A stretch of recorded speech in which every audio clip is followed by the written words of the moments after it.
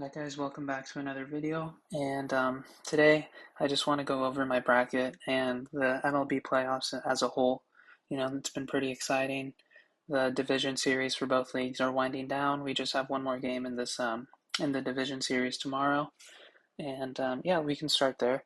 Or actually, no, let's go back to the wild card because I think the last time I made a video was before that round, and so obviously the Yankees were the 1 seed, and then in the 4-5 matchup, I did get it right with Kansas City, going through over Baltimore. You know, Baltimore's offense post All-Star break just kind of struggled, and they haven't been able to figure it out since.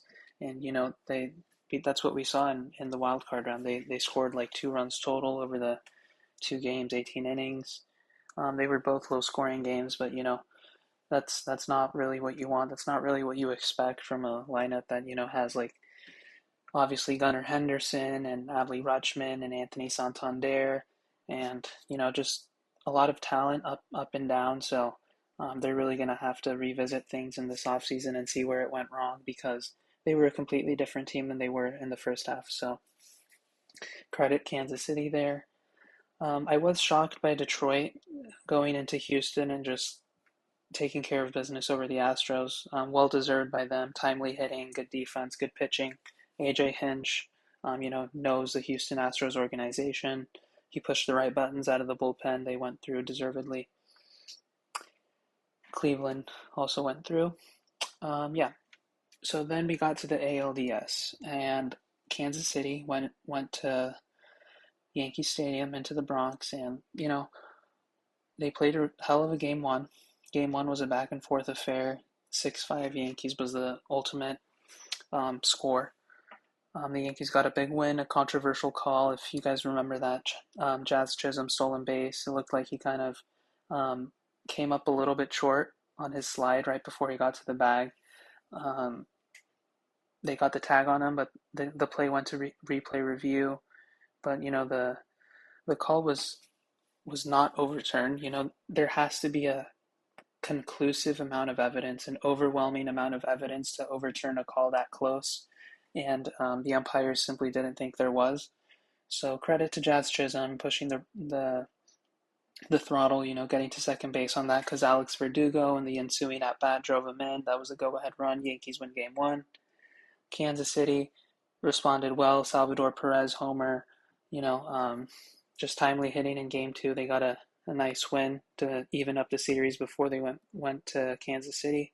So as a Yankees fan, I don't think I was ever truly concerned in this series, but just in the sense that I remember 2 years ago in the 2022 ALDS, the Yankees were playing the Cleveland Guardians, and it was kind of the same script. The Yankees come out on top in game one, lose game two, so the series is tied up at one as they go to Cleveland.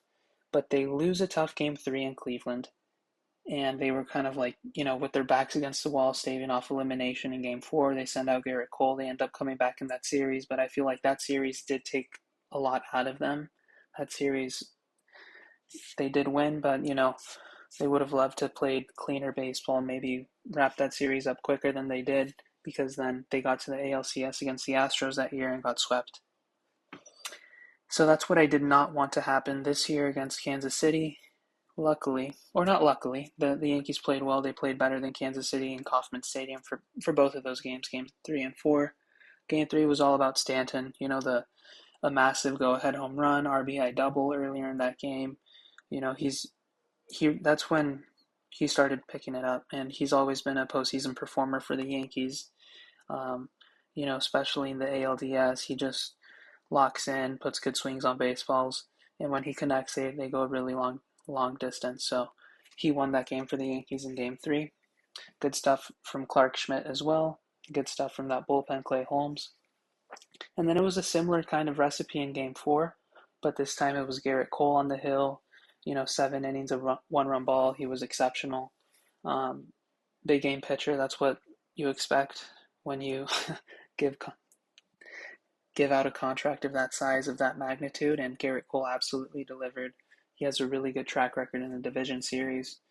And, it was really good to see Judge kind of run into one. Judge connected on a double into the left center field gap. If he can just pick it up, Soto had an RBI single yesterday. He's a postseason performer as well. Stanton is doing what he does. Glaber getting on base at the top of the order. But, it feels like this team goes as Aaron goes, and they're only going to go as far as he takes them. So it was really good to see him kind of put a good swing on a ball yesterday. And, the Yankees got through. They finished up the series in 4 games, so now they have a chance to kind of rest. Watch a game 5, watch two teams go at it, watch two teams, absolutely tear into each other in Cleveland and Detroit. And I hope the bullpens get depleted. As a Yankees fan, I hope both of those teams come in limping to game 1 in the Bronx on Monday. But we'll be watching. We'll be engaged for sure. But the Yankees are in a good spot. And like I said, Cleveland and Detroit will be playing a game 5 tomorrow. I think I'm kind of rooting for Detroit because the Yankees have played Cleveland in several postseasons already. Notably in the 2017 ALDS, Yankees won 3-2 in that series. The Baby Bombers, against a really good Cleveland team that had just gotten to the World Series. And then again, I think the next time they played was 2020, the kind of abbreviated wild card series. It's like the COVID season. And then again, they played in 2022 in the American League Division Series, which the Yankees also won 3-2. So 3 postseason series in recent memory. The Yankees have won all 3, but, I think Detroit is a little bit of a better matchup. I think they're younger. But either way, I think the Yankees have to be confident in where they're at, the players they have, the roster. So, we'll see what happens in Game 5 tomorrow between those two teams. And now let's move on to the NL. Or one more thing. As you guys can see, I had picked the Royals, but I had picked the Astros, and I also had picked the Astros to get to the ALCS. But that's obviously not going to happen. But as long as the Yankees get to the World Series, which I anticipate, I think it's a decently good bracket in the American League. So, now transitioning to the NL. Padres took care of business against Atlanta. They looked really good, offensively, defensively, pitching. And then I also picked the Mets to beat the Brewers. That came down to the wire. It really did. I mean, the Mets had to have a 9th-inning rally in Game 3 just to get to the NLDS. And then I did pick the Mets, as you guys can see right there. I did pick the Mets to get to the NLCS. They did that as well. So if I had to describe the way they play, the way they've been winning these games, I think it's just a lot of, moxie, a lot of belief. They really like each other.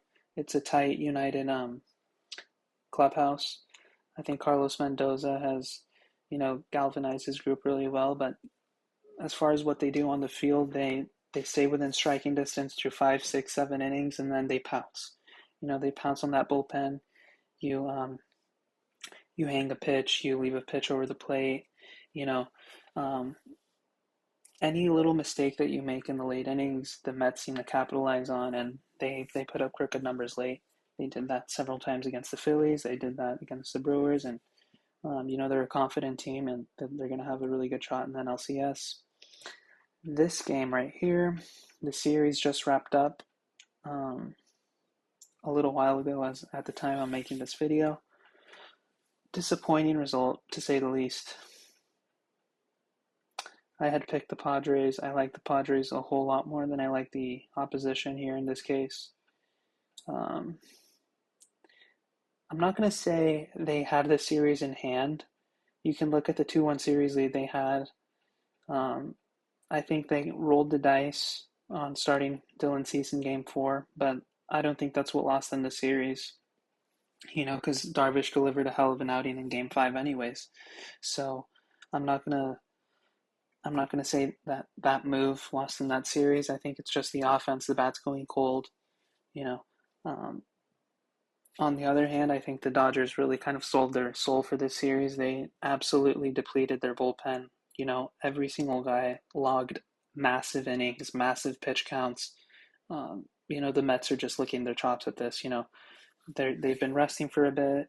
Now they're gonna be a little bit fresher. They watched. I hope they're watching film. They're analyzing how to attack the Dodgers because I think it's a 6-7 game series. Absolutely, I do.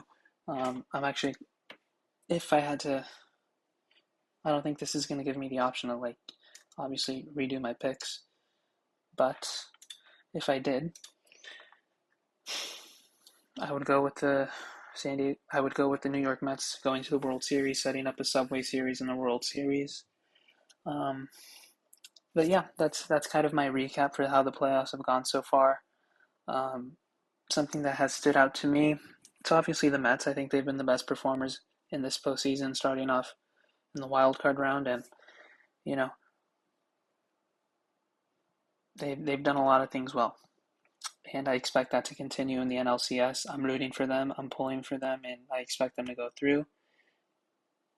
But obviously, the evil empire, the Bronx Bombers, um, America's team, if you will, the most successful franchise in the history of Major League Baseball. I think they're going to win their 28th World Series this year.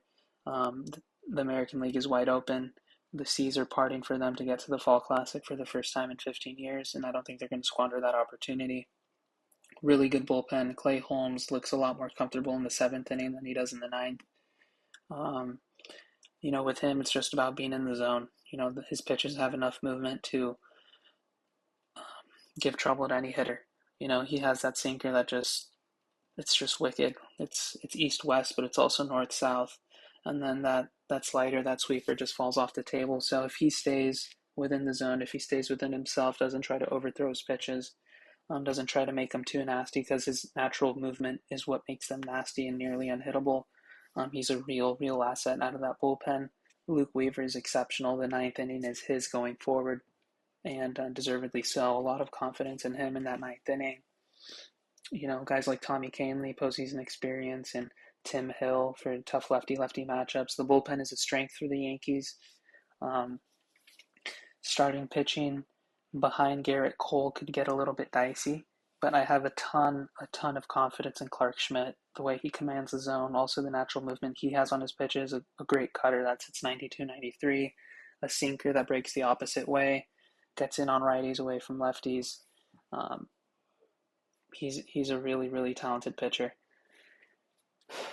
And then, like I said earlier, if 99 starts to swing the bat better, the sky's the limit for this team. And, let's see how the rest of this postseason pans out.